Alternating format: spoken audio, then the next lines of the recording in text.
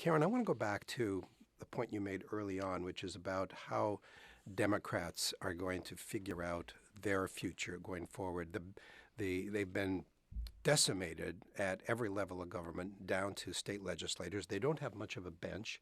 They're going to have to come up with some strong candidates.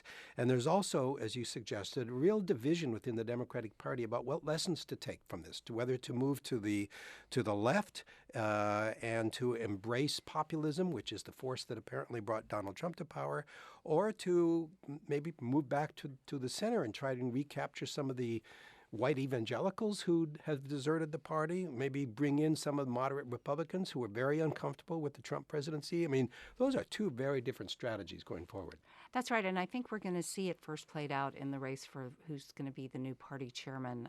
We've already seen Howard Dean who did it before, who was known for a 50-state strategy, is put his hat out there. And Keith Ellison, the congressman, Muslim, has also.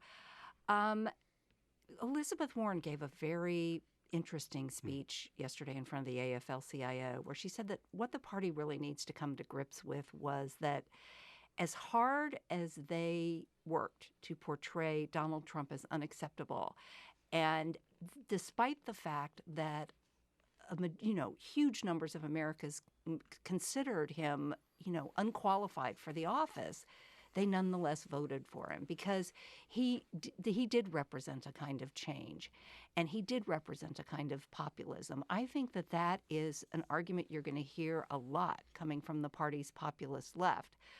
The argument on the other side from the sort of centrist wing, which is not very vigorous these days, is that how are you going to defeat right-wing populism with left-wing populism? Yeah.